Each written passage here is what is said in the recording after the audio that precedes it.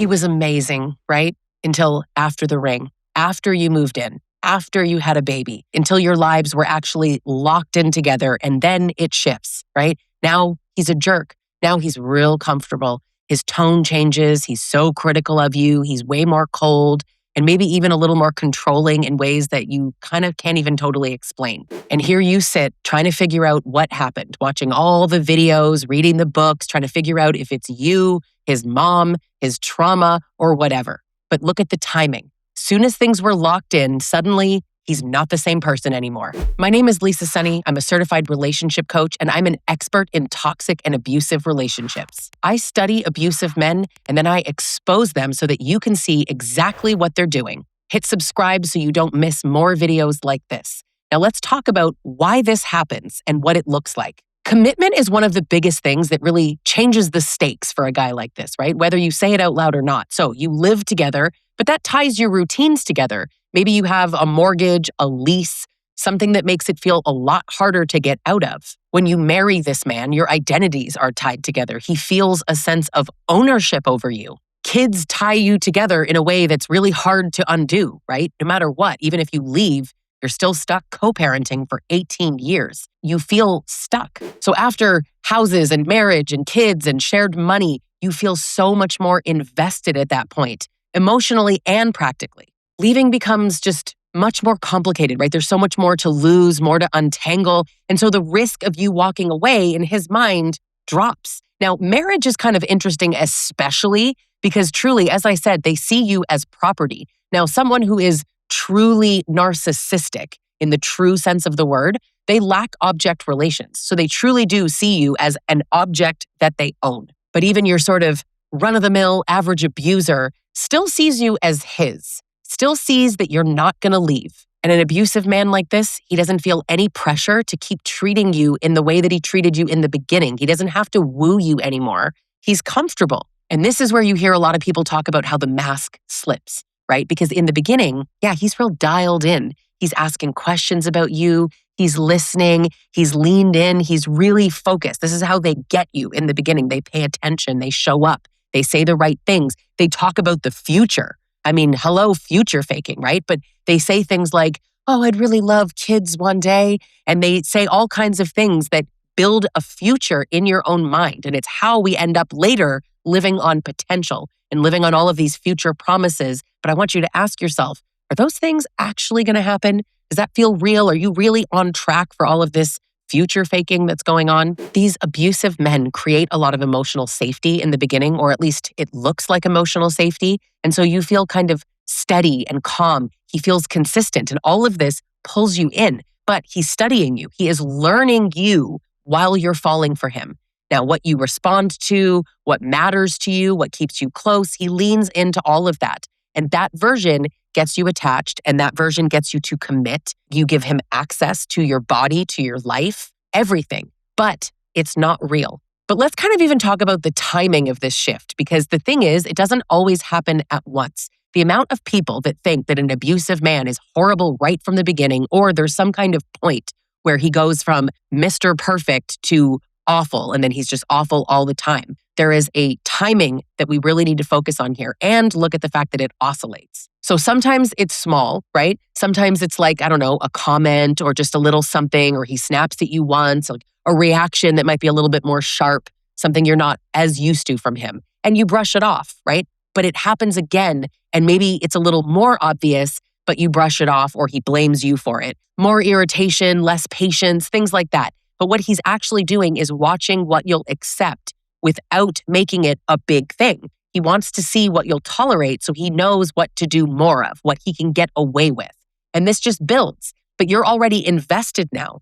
So it's way harder to see this. Now, why is this so damn hard, right? As I said, you have built trust and dependency. And so you keep going back to this version of him that existed in the beginning because it felt real. It doesn't even occur to us that that's not the real version. We think we're getting to know this authentic man, but we're not. You feel chosen and safe and seen because they create this connection. So when this version that I'm talking about shows up, it doesn't line up. So then we're in cognitive dissonance. We're trying to make it make sense. we're waiting for him to kind of come back to who he was. And we look for moments that prove to us that that guy is still there. And this is where the intermittent reinforcement is hard because you're still seeing the good version too.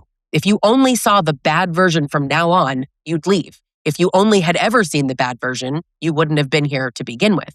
It's because of the intermittent reinforcement that this is so addictive and so confusing. Those moments of kindness, you really hold on to. And if you're even looking at this from the perspective of maybe you're in a trauma bond, right? You're actually addicted to those highs. So when these nice moments show up, you hold on to them so tightly. And if you look at this from the lens of perhaps being in a trauma bond, you get really attached to the highs.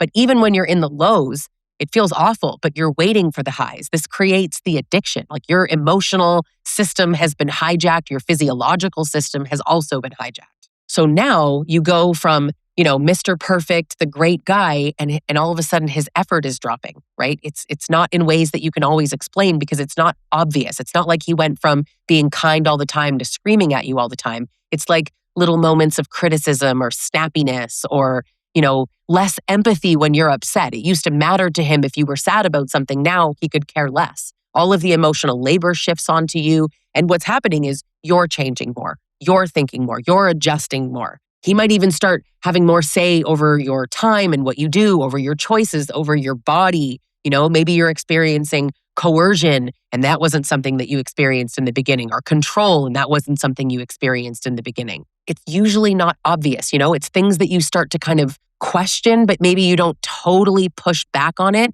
And what's happening is there's a pattern being built right in front of you. But because of the oscillation and because he's still wearing this mask, but not all the time, you're missing it. And there's a huge impact on you, a huge cost, right? You're questioning yourself. You don't trust yourself at all. You're replaying conversations, wondering what you said and what you did, how you could be different, right? A softer tone, less attitude, more careful, not bringing it up on a certain day of week. You're putting in more effort. You're watching YouTube videos and reading books and just hoping that things change. You're doing what you can. You're fawning. You're tripping over yourself, right? Trying to make things better, trying to make him feel happier. But do you see that you're now responsible for how he feels? You're responsible for his moods. You're managing everything, and it's exhausting. And listen, I have so many clients who truly wonder if they're hard to love. What is it about them? It's really interesting because actually studies have shown that women are much more likely to internalize blame. So when something's going wrong in their relationships, they're like, what's going on with me? What have I done? What have I contributed? And interestingly, not surprisingly, a lot of men are more inclined to be like, something changed, but what was it around me, right? It couldn't be him. It's got to be you. So even just your average man already feels that way. Now imagine someone who's abusive and entitled or narcissistic.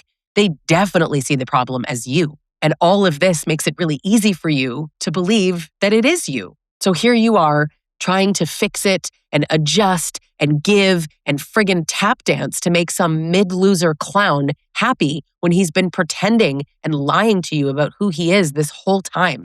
So here's what you're not being told. Commitment does not create this version of him, but it does give it space, right? It lowers the risk of him actually showing it because he doesn't have to hold the same standard anymore. He just doesn't.